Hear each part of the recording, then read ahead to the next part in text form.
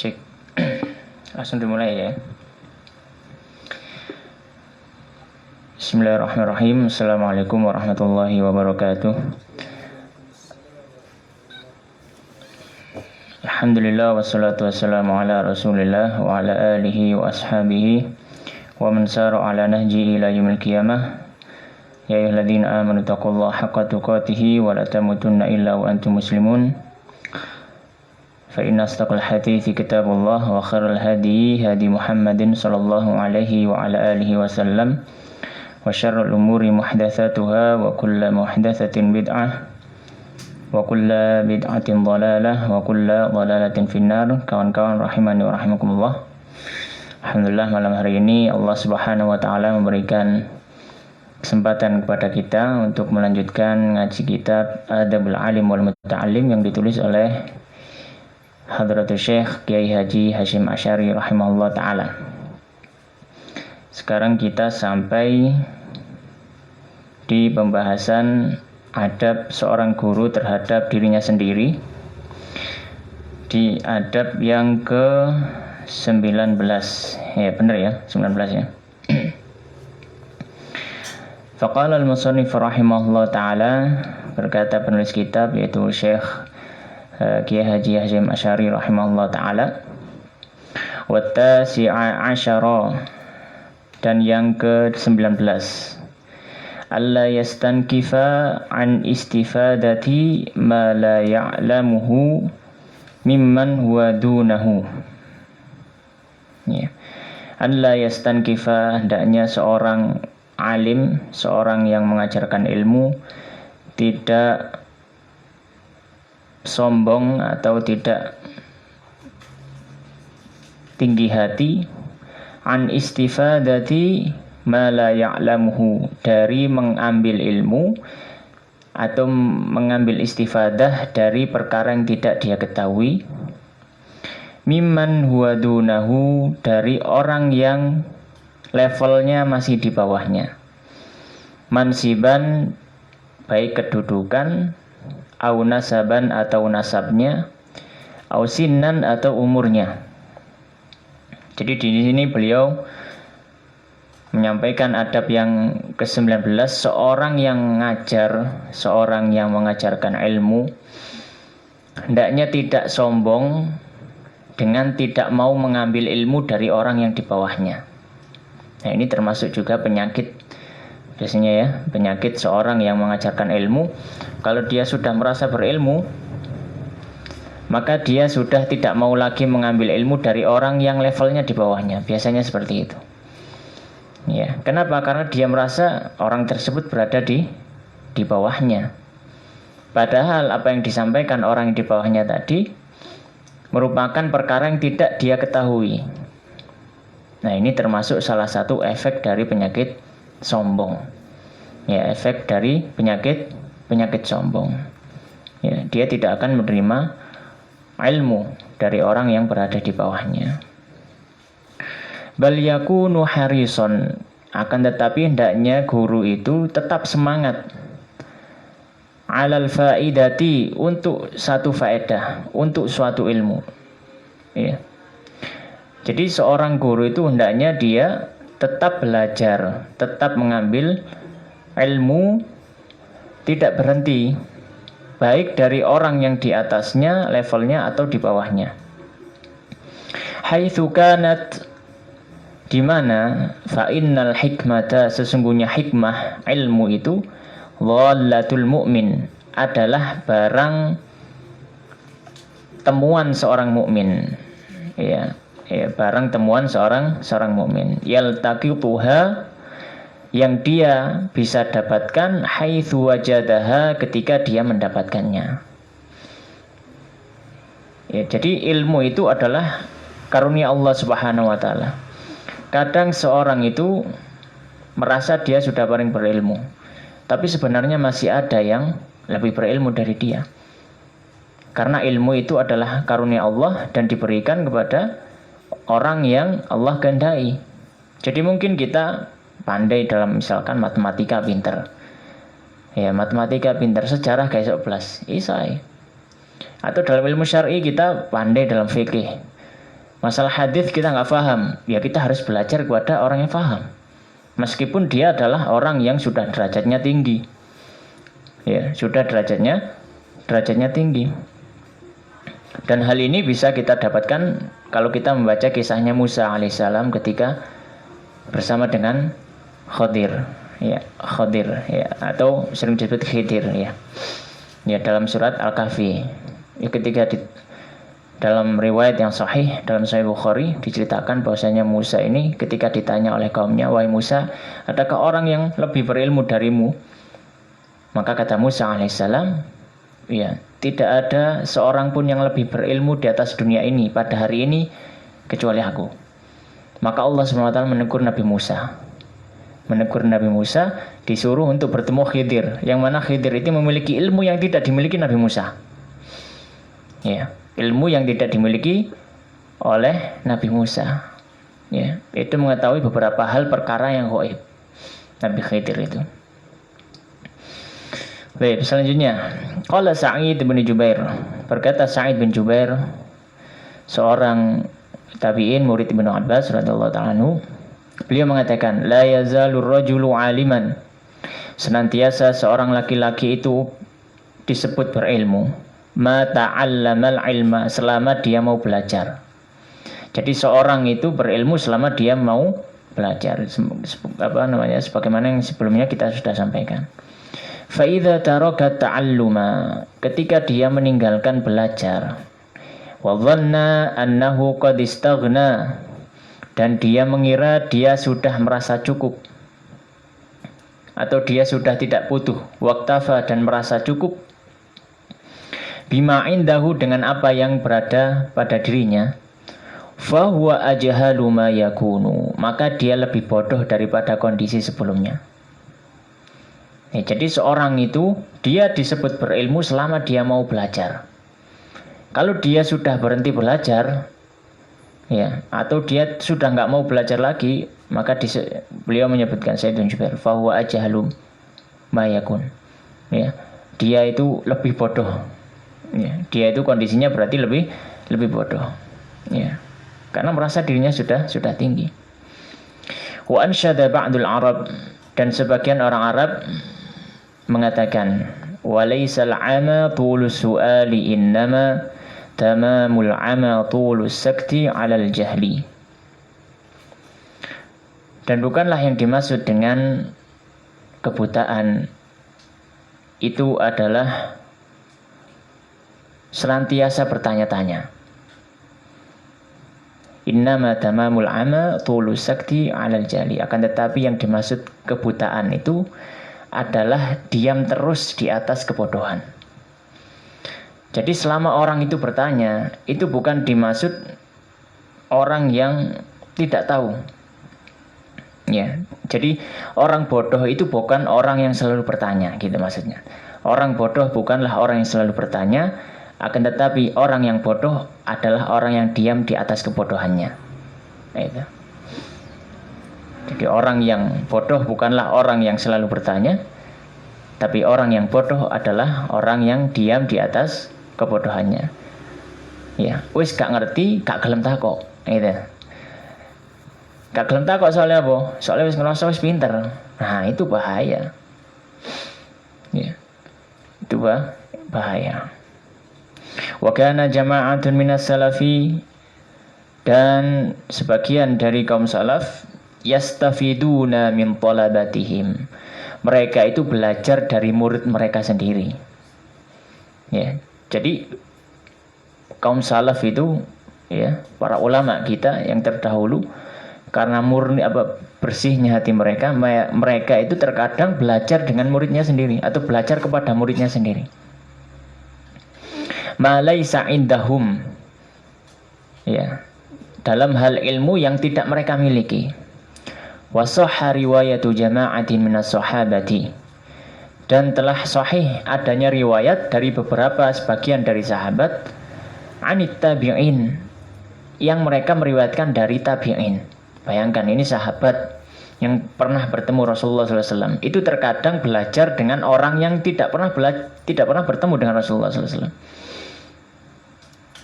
Wa ablaghu min dzalika, dan yang lebih memberikan penjelasan dari hal tersebut, yaitu seorang yang lebih rendah atau seorang yang lebih tinggi kedudukannya belajar kepada orang yang lebih rendah kedudukannya. Contohnya yang lebih gamblang lagi, qiraatun Nabi sallallahu alaihi wasallam ala Ubay ibni Ka'ab. Ubay ibni Ka'ab radhiyallahu taala anhu. Yaitu Nabi sallallahu alaihi wasallam pernah setor bacaan kepada sahabat Ubay bin Ka'ab. Ya, bayangkan ini Rasulullah sallallahu alaihi wasallam yang mana wahyu turun kepadanya, itu pernah setor bacaan kepada sahabat. Yaitu kalau orang bersih hatinya dalam belajar ilmu, yaitu tidak, ilmu itu tidak menjadi apa istilahnya, bangga-banggaan, ya, tidak menjadi bangga-banggaan, ya. Bahkan ketika dia sudah, ya taruhlah sudah belajar kemana-mana, ya, sudah pandai bahasa Arabnya luar biasa, ngomong cara Arab pun wis ya, ngewes ini istilah orang Jawa ya, ngewes, ngomong cara Arab wis pinter gitu, taruhlah seperti itu. Atau sudah kuliah keluar, wis pernah lulusan Mesir, lulusan Madinah, lulusan Saudi misalkan, atau lulusan luar negeri, atau lulusan pondok pesantren atau mana. Tapi kadang ilmu itu Allah Subhanahu wa taala letakkan kepada orang yang mungkin dia adalah murid kita, yang mana ilmunya jauh dari kita, tapi ilmu itu bisa kita dapatkan dari hal tersebut. Ya, ini contohnya Nabi SAW pernah setor bacaan kepada Ubay bin Ka'ab. Waqala, dan Rasulullah mengatakan, Amaronillahu an aqra'a alaika. Wahai Ubay bin Ka'ab, Allah memerintahkanku untuk setor bacaan kepadamu. Ya. Ini diperintahkan Allah SWT. Apa bacaan yang dibacakan kepada Ubay bin Ka'ab? Lam yakunil ladina kafaru, surat Al-Bayyinah. Ya, lam yakunil ladina kafaru min ahlil kitabi wal musyrikina munfakina hatta ta'tiyahumul bayyinah, dan seterusnya. Wa qala al-ulama, dan sebagian ulama mengatakan, min fawaidihi, termasuk faedahnya, ya, faedah yang diambil dari hadis tadi, hadis setor bacaannya Rasulullah kepada Ubay bin Ka'ab, annahu la yamtani'ul fadila minal akhdhi 'anil mafdhul, bahwasanya seorang yang lebih utama kedudukannya, ya, itu tidak mengapa untuk belajar dari orang yang di bawah dirinya. Dan itu bukan suatu aib. Waalaikumsalam. Dan itu bukan suatu aib. Ya.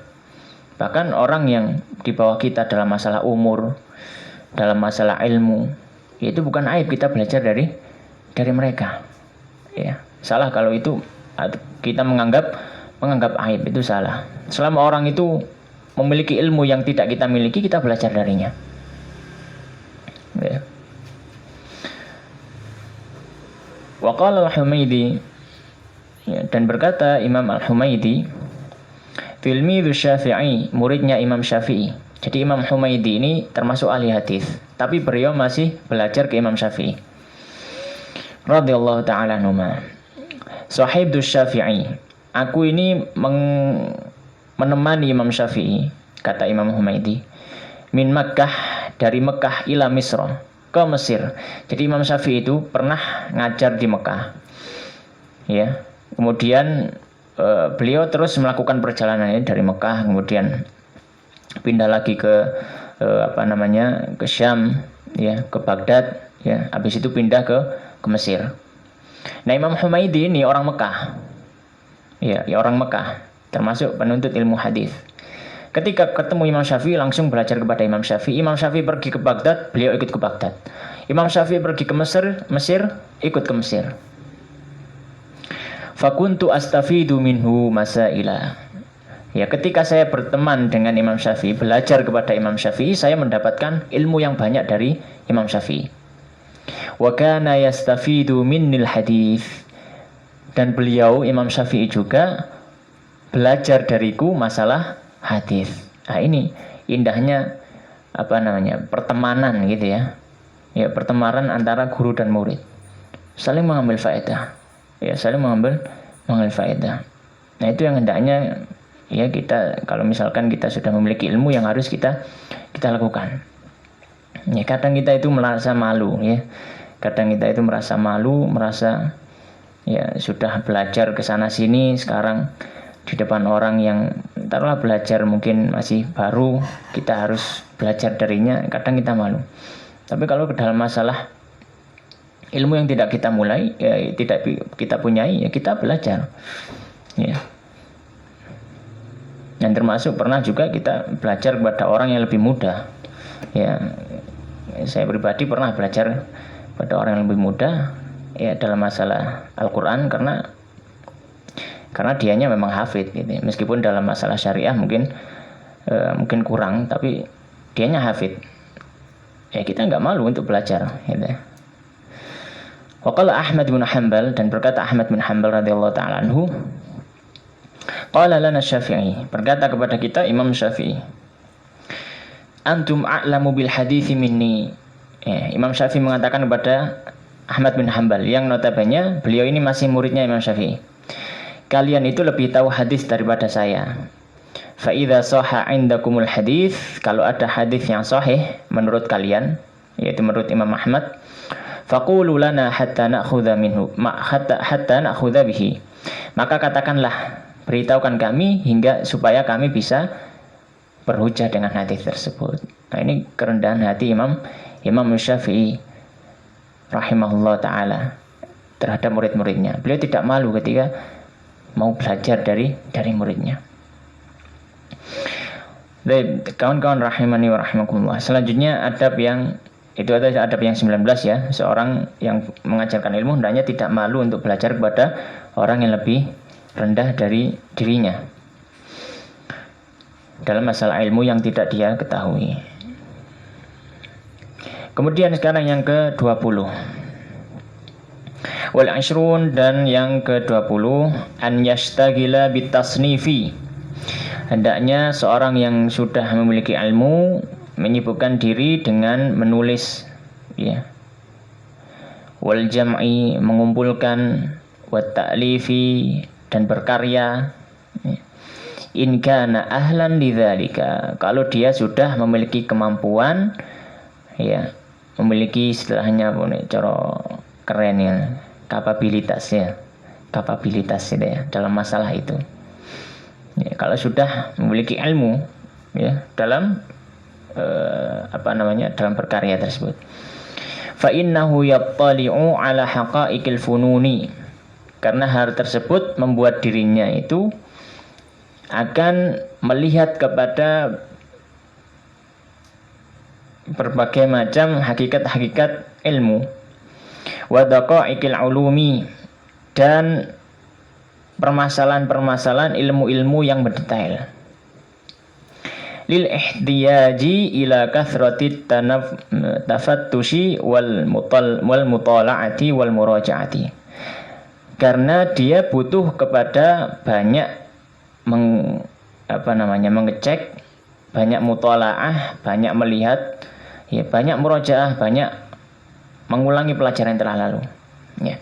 Jadi salah satu faedahnya orang menulis itu, ya, salah satu faedahnya orang menulis, ya, karya ilmiah gitu ya, karya ilmiah, seorang itu akan mengetahui hal-hal yang sebelumnya mungkin tidak dia ketahui, ya, karena ketika seorang itu mau menulis sebuah karya, dia mau nggak mau harus buka maroji, buka referensi kan gitu. Ketika buka referensi, secara nggak langsung dia ketika itu juga belajar ilmu yang baru. Ya, dia juga belajar ilmu yang baru. Ya, maka hendaknya seorang yang sudah memiliki ilmu, ya, kalau dia sudah bisa untuk berkarya, silakan dia berkarya, menulis satu buku atau satu kitab. Ya, karena hal tersebut akan semakin mengembangkan ilmu yang dimiliki. Wa huwa kama qala al-Khatib al-Baghdadi, dan hal tersebut sebagaimana yang dikatakan oleh Al-Khatib al-Baghdadi rahimahullah taala. Yuthbitul hifdha, orang menulis itu, ya, orang menulis itu menguatkan ingatan. Wa yudzakkil qalba, dan menajamkan ya, membersihkan hati. Wa yashhududz dzihna, dan menajamkan akal. Wa yujidul bayan, dan memperbaiki penyampaian. Wa yaksibu jamilal dzikri, dan mendapatkan penyebutan yang baik. Wa jalilal ajri, wa jalilil ajri, wa jalilal ajri, dan pahala yang besar. Wa yakhludu ila akhirid dahri, dan dia akan jadi abadi sampai akhir masa. Jadi ketika seorang itu mulai menulis, ya, Al-Khatib Al-Baghdadi menyebutkan beberapa faedah, ya. Di antaranya menguatkan hafalan, karena dia harus murojaah lagi, harus mengulang lagi apa yang sudah pernah dia pelajari. Di situ ketika dia buka lagi misalkan bukunya, ketika pernah belajar, oh ingat lagi, ternyata pernah nulis seperti ini, seperti itu.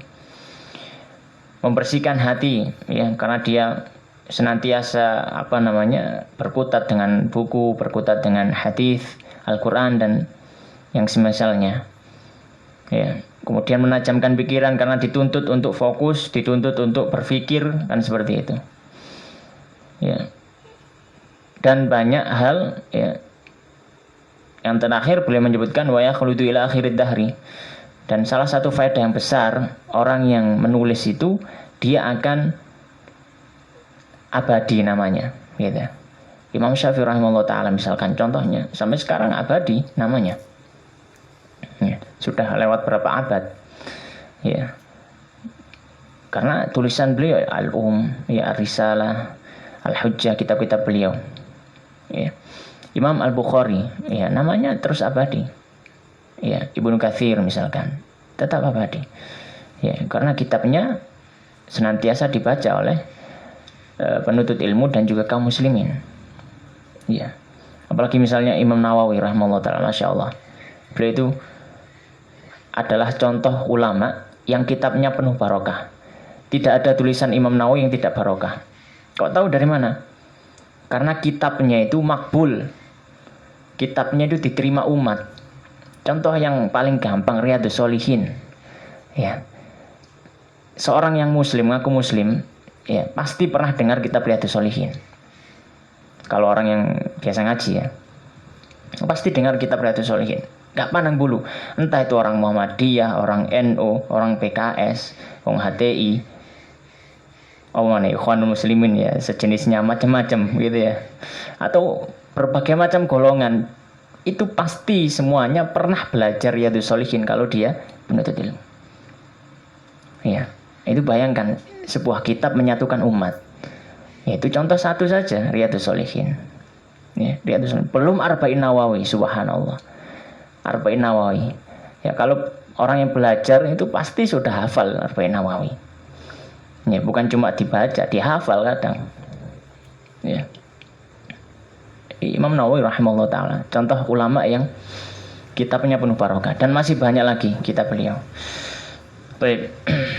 Dan namanya senantiasa disebutkan oleh para ulama dan juga penuntut ilmu dan juga kaum muslimin sepanjang masa.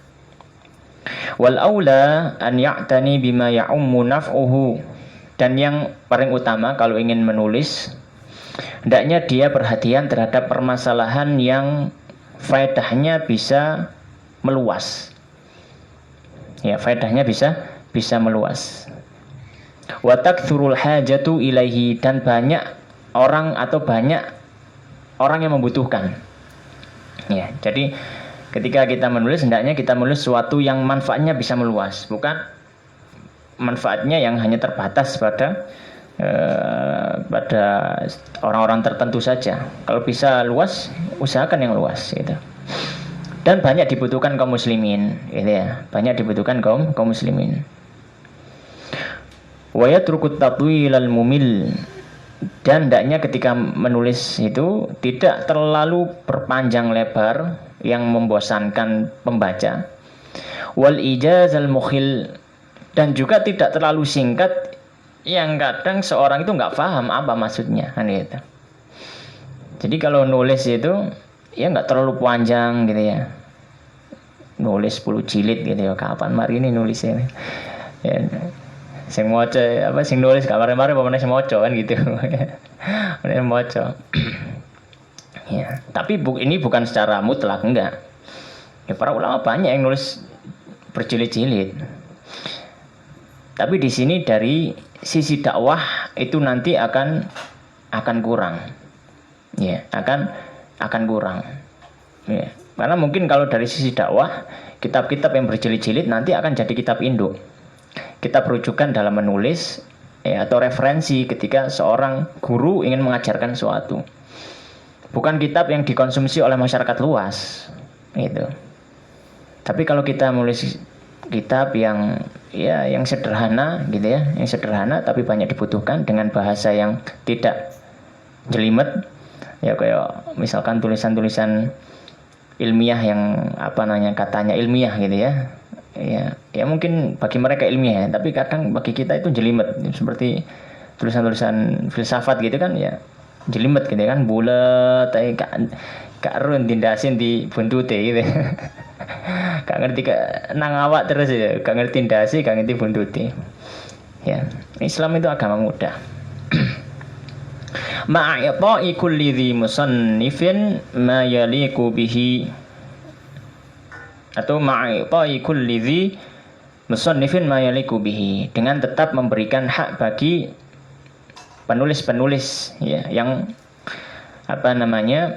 yang layak baginya ya. Maksudnya ini jangan plagiat gitu. Cara ilmiah ya, jangan plagiat. Jadi kalau nukil ya tetap sebutkan nukil dari siapa gitu. Itu namanya memberikan hak bagi penulis, memberikan hak bagi penulis ya dalam berkarya. Jadi di tahun itu Mbah Hashim yang mungkin sudah ada universitas ya, di tahun itu belum ada mungkin ya. Beliau sudah bahas tentang masalah plagiat ya. Jadi seorang kalau mau nulis itu jangan plagiat gitu. Jangan ngopas tanpa menyebutkan sumber. Gitu. Wala yakhruju tasnifuhu min indihi, dan jangan sampai tulisannya itu tersebar qabla tahdhibihi, sebelum diteliti ya, wa tikrarin nadhari fihi, dan dilihat kembali, wa tartibihi, dan disusun secara rapi ya. Jangan sampai ketika menulis sekali sudah selesai kemudian ya sudah langsung disebar, jangan. Kalau bisa dicek dulu kembali, sudah nulis ya, dicek, dibaca dari awal sampai akhir. Atau kalau misalkan nggak dibaca sendiri ini misalkan, ya bisa kita ajarkan ya, diajarkan dibaca kepada muridnya ya, dibaca seperti itu, dibahas. Kemudian ketika nanti ada kesalahan, nanti pedulkan ketika membahas tersebut. Yang penting diteliti ulang ya, diteliti ulang supaya tidak ada kesalahan ya. Sama juga kalau kita bikin karya tulis misalkan di kampus ya, skripsi, kadang gambar skripsi ini kan gara-gara disalahkan terus sampai dosen nih ya, maju ini revisi, maju revisi mana kapan mari ini revisi terus gitu ya. Tapi ya tidak mengapa gitu ya.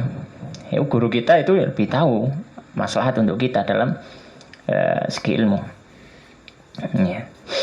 Wa minan nasi ya, kemudian selanjutnya ya, jadi beliau Mbah Hashim ini di zaman beliau, zaman kolonial biyen ini gue ngomong tentang karya ilmiah gitu ya.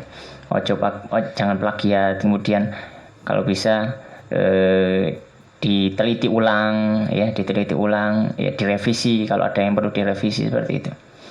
Wa minan nas, dan sebagian manusia, man yunkiru tasnifa, ada orang yang mengingkari sebuah karya, wa ta'lif, dan tulisan, fi hadzal zaman, di zaman ini, di zaman beliau, ala ma zaharat ahliyatuhu, atas apa yang telah tampak keahlian orang tersebut, wa urifat ma'rifatuhu ya, dan diketahui keilmuan yang nulis, wala wajha li hadzal inkari, maka pengingkaran seperti ini ya tidak dianggap. illat tanafusu baina ahlil a'sar, kecuali hal tersebut hanyalah saling berlomba, ya, saling berlomba di antara manusia-manusia. Wa illa faman tasarrafa fi madadihi, ya. Dan jika tidak, faman tasarrafa fi madadihi wa waraqihi bi kitabati ma yasha'u min asy'arin, ya. Maka barang siapa yang menulis, ya, di tulisannya, ya, dia menulis apa yang dia kehendaki dari syair-syair au hikayatin atau hikayat mubahatin yang boleh, au ghairi dzalika atau yang selain hal tersebut, la yunkaru alaihi, tidak diingkari. Fa idza tasarrafa fihima, dan jika menulis, ya, fihima di dalam keduanya, bitaswidi ma yantafi'u bihi, dengan tulisan yang memberikan faedah, min ulumi syar'i, dari ilmu syar'i, wa alatiha, dan alat-alat untuk ilmu syar'i, fa'aula alla yunkaru alaihi, maka lebih utama untuk tidak diingkari. Ya, maka di sini beliau menyebutkan, di zaman beliau itu ada sebagian orang, ya entah karena hasad atau apa ya, saling berlomba-lomba gitu ya, berlomba-lomba, ya entahlah dalam masalah itu. Ya, akan tetapi di zaman beliau menceritakan, ada sebagian orang-orang ketika ada tulisan baru, buku baru, ada orang itu langsung mengingkari. Padahal orang yang menulis tadi memang sudah punya kapabilitas di situ. Dia punya ilmu, ya, dan yang ditulis juga berupa hal-hal yang ilmiah. Beliau menceritakan seperti itu. Dan orang yang mengingkari tadi, ketika ada tulisan lain misalkan yang muncul, ya, dia cuma nulis syair, ya, nulis hikayat, cerita, dongeng gitu ya, tapi yang boleh, ya, itu tidak diingkari. Ya, maka masalah ilmu syar'i harusnya lebih tidak diingkari. Kenapa? Karena kalau orang menulis dalam ranah ilmu syar'i, itu manfaatnya jelas, manfaatnya sangat bermanfaat pada umat. Tapi kalau cuma nulis syair, nulis cerita, ya manfaatnya paling sebagai apa ya, pengantar tidur, misalnya seperti itu. Dan dia tidak mengingkari itu, malah ketika ada tulisan ilmiah yang berhubungan dengan syariat, dia malah mengingkari padahal tulisannya benar. Ya, padahal tulisannya benar. Dan orang yang menulis memiliki kapabilitas di situ, punya kemampuan memang. Ya, hal ini tidak keluar dari rasa iri, hasad sesama penuntut ilmu. Amma man la yata'ahhalu lidzalika. Kemudian beliau menyebutkan, adapun orang yang memang tidak punya keahlian dalam menulis, ilmunya belum mapan misalkan, fal inkaru alaihi muttajah atau muttajih, maka boleh diingkari.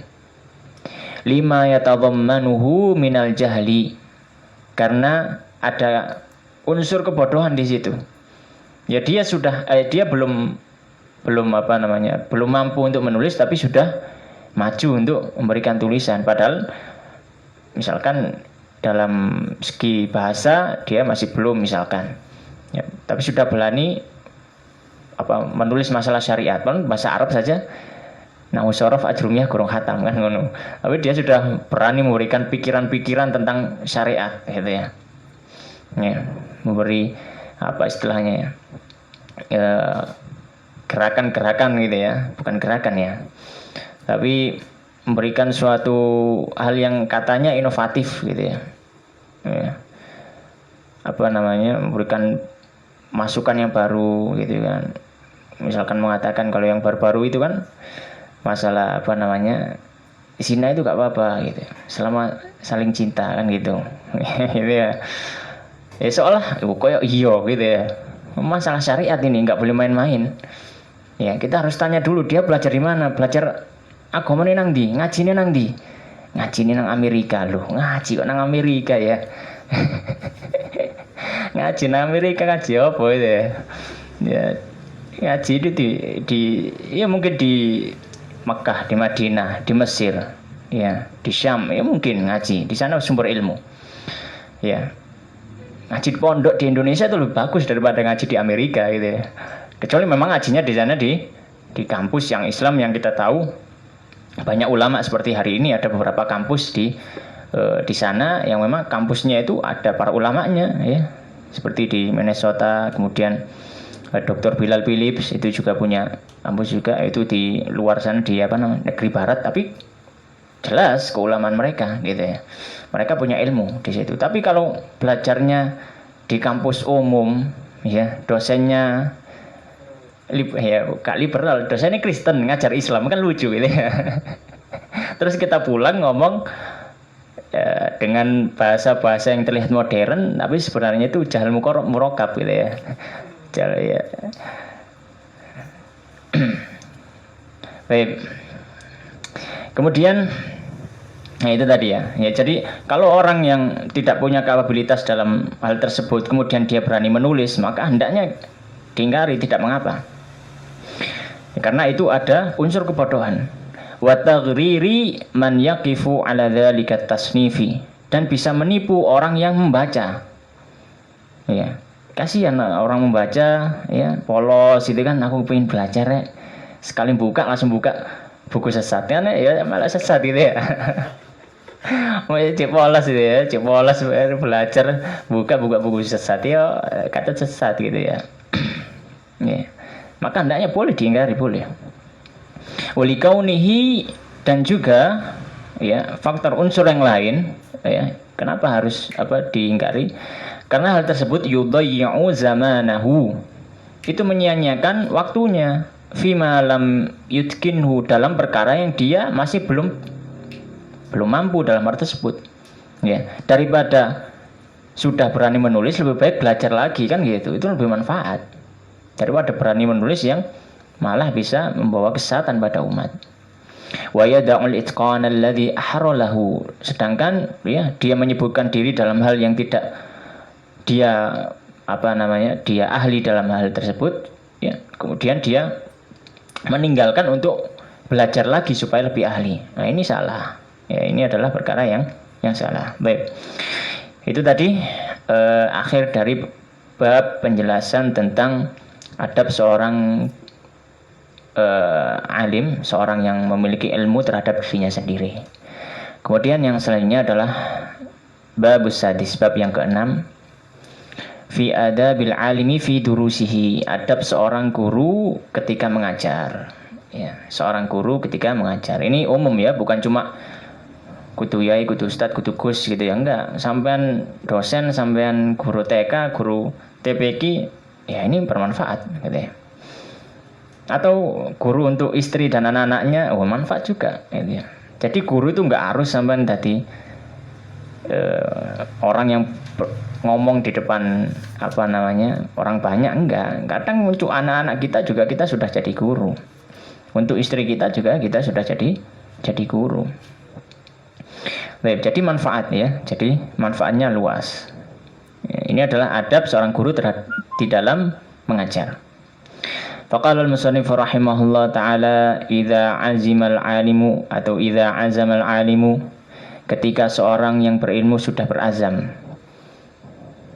an yahdhura majlisa darsihi, untuk hadir dalam majelis ilmunya ya, untuk mengajar, yatatahharu, hendaknya dia bersuci, minal hadathi, dari hadath, wal khabathi, dan khabath ya, dia hanya bersuci dari hadas dan juga najis ya. Wa yatanaddafu, dan membersihkan diri. Wa yatatayyabu ya, dan memakai wangian atau yang semisalnya. Wa yalbisu ahsana thiyabihi allaiqati, dan memakai bajunya yang terbaik, yang pantas ya, baina ahli zamanihi ya, di sisi orang-orang di zamannya gitu ya. Kalau ngajar, misalkan ngajar agama ya pakai sarung, pakai baju koko, atau pakai baju yang islami, pakai songkok gitu ya. Iki mang kangge kopi aku ya. Kari kopi aku mang ya. Kopi aku mang kari susu budal. Ternyata tasnya ketinggalan. Sampai buku aja ketinggalan tadi. Ya. Kecuali ada udzur ya. Ini ada udzur ya kangge kopi ya. Baina ahli zamani qasidan bidzalika. Ya, kalau misalkan guru umum ya pakai baju yang rapi. Pakai celana yang rapi, ya pakai jas gitu ya, pakai jas gitu ya, atau pakai kemeja gitu ya, rapi. Aja mlebu kelas nggak ikut soblong gitu ya. Guru nih ikut soblong, murid ikut kotang gitu ya. Ya. Tapi ada beberapa, dulu kita punya ada dosen itu, ketika kita masih belajar di Libya, dosen mlebu nggak ikut soblong. Nggak kesoblong sih sebenarnya. Jadi kaos polo itu ya. Kaos cuma yang ada kerahnya itu. Terus pakai celana yang celana kempol gitu ya. Tahu celana kempol ya?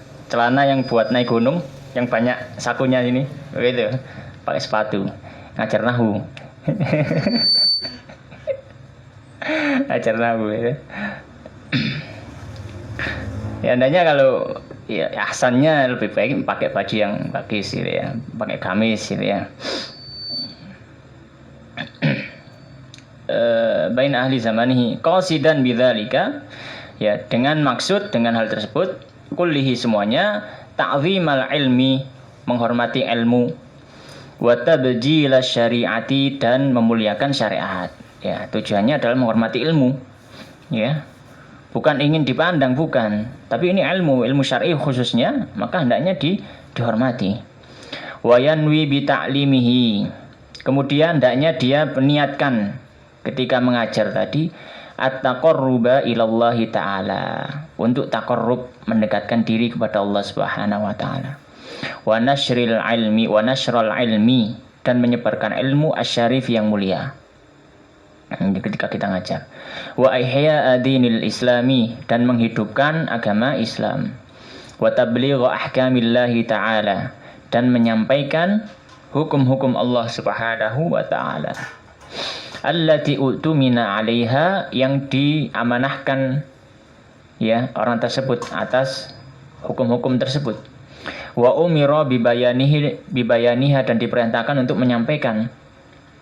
Ya, jadi kita niatkan untuk mendekatkan diri ketika kita mengajarkan ilmu syar'i, khususnya mendekatkan diri pada Allah SWT ya. Kemudian menghidupkan agama Islam ya, dengan menyampaikan dakwah, menyampaikan ilmu dan seterusnya. Semakin memperbanyak niat itu semakin bagus. Ya, innamal a'malu binniyat wa innamal likulli imri'in ma nawa. Jadi seorang itu ganjar dibalas sesuai niatnya. Semakin banyak niat, semakin banyak balasannya. Ya, jadi jangan kadang kita meremehkan niat ya. Kadang lupa ya gak noto niat itu ya. Kalau bisa ketika kita berangkat ngaji, ditoto niati. Ya, niat ingsun ngaji gitu ya. Ya, nambahi ilmu, terus nambahi pahala, duduk dengan orang soleh. Kalau di masjid ya, berada di masjid Allah, kemudian nunggu sholat untuk yang berikutnya. Ya banyak niatnya, itu dibalas sama insyaallah, diberikan pahala masing-masing. Ya. Untuk bekal kalau sudah punya istri misalkan ya gitu ya. Itu diganjar juga buat pahala. Wal izdiyada minal ilmi, dan niat untuk menambah ilmu. Bi idhari shawabi, ya, dengan menampakkan kebenaran. War ruju'i ilal haqqi, dan kembali kepada kebenaran. Ya, jadi terkadang ketika kita, misalkan saya ini menyampaikan ya suatu ilmu, kadang saya juga mau nggak mau dituntut harus belajar, kan gitu ya. Jadi guru yang baik kan ketika dia mau masuk kelas, hendaknya dia mempersiapkan materi kan gitu ya. Dulu pernah belajar micro teaching kan gitu ya. Jadi kalau masuk kelas, persiapkan materi dulu ya, persiapkan materi. Jangan sampai guru masuk kelas dia nggak menguasai materi. Ya, jadi di situ dituntut ketika orang itu menyampaikan ilmu, ya, dia juga akan belajar kembali. wal ijtima'a ala dzikrillahi ta'ala, dan berkumpul untuk mengingat Allah Subhanahu wa taala. Kita ngumpul kayak ngene mang ya. Misalkan sekarang ini kita ngumpul lungguh maca kitab ya, maca hadis, maca ayat, maca kalame ulama ya. Dibanding ambek sampe lungguh nang warung kopi, ya ono kopi, ono mie gitu ya, ono HP. HP ini miring, jempolnya karo nang kene, wah ketara iki wisan. Ketara apa game apa sing lagi booming sekarang ya. Oh, game cacing. Main game cacing gitu ya. Tang ini HP ini penaan ya, mungkin game cacing gitu ya. Game cacing dalam dulu yang ada keypadnya itu ya. Nge-game bot misalkan ya. Wis gak zaman ya. Ya daripada hal seperti itu. Atau ngobrol sesuatu ya. Ini tangannya nyekel rokok gitu kan, ngobrol masa lalu, ngobrol masa depan gitu ya. Masa depan yang belum jelas, masalah yang sudah terlewat diobrolkan semua. Masa sekarang gak diobrolkan gitu ya. Ya lebih baik kita duduk di sini. Makanya Ibnu Mubarak itu kalau diajak lungguh ya gak gelem, langsung mulai. Kemudian anak sing ngomong, "Sampeyan niku lha apa kok langsung mulai? Mbok lungguh-lungguh gini sik dulu." Maka kata beliau, "Aku nek nang omah iku iso lungguh ambek sahabat, iso lungguh ambek tabiin, iso lungguh ambek wong saleh. Nang kene aku lungguh ambek sampean gitu ya." Terus heran dulu, yo apa caranya lungguh ambek sahabat? Aku buka kitab. Nah, nang kitab iku mang isine kalam sahabat, kalam tabiin, kalam ulama, kalam Rasulullah. Jadi seperti itu. Kemudian mana tadi? Wal ijtima' ala dzikrillah ta'ala wassalami ala ikhwanihi almuslimin, dan bisa mengucap salam kepada saudaranya kaum muslimin. Wad du'ai lis salafis sholihin, dan bisa memberikan doa kepada salafus saleh. Kalau kita misalkan baca ada ucapan Imam Syafi'i, kita ucapkan rahimahullah. Imam Ibnu Mubarak rahimahullah ya, dan seterusnya. Demikian wallahu taala alam, sallallahu ala nabiyina Muhammadin wa ala alihi washabihi ajmain. Subhanakallahumma bihamdika asyhadu an la ilaha illa anta astaghfiruka wa atubu ilaik. Assalamualaikum warahmatullahi wabarakatuh.